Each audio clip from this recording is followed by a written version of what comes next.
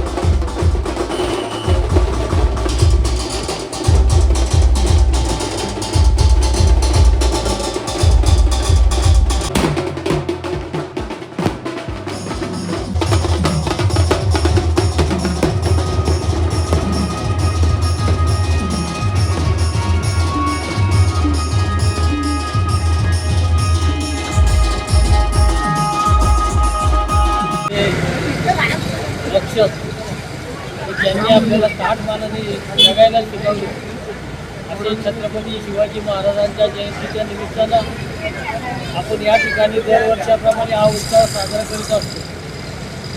शिव स्मारक समिती म्हणून अनेक वर्ष कार्यरत असलेलं हे मंडळ आज सर्वजण त्या मंडळाच्या माध्यमातून ज्या मंडळाने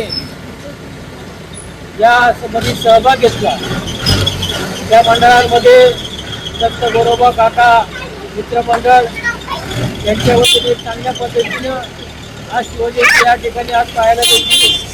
सगळ्यांनी एकरूप येऊन त्या गल्लीमध्ये ते चांगल्या पद्धतीने आयोजन केलं त्यामध्ये त्यांना धन्यवाद दिले पाहिजे.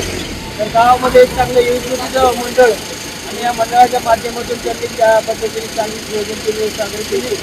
त्यानंतर राजमुद्रा ग्रुप असेल त्यांनी सुद्धा चांगल्या पद्धतीने दरवर्षाप्रमाणे शिवजयंती साजरी केली आणि वेताळेश्वर मंडळ असेल त्यांनी सुद्धा दरवर्षाप्रमाणे एक चांगल्या पद्धतीने शिवजयंतीमध्ये सहभाग घेतला.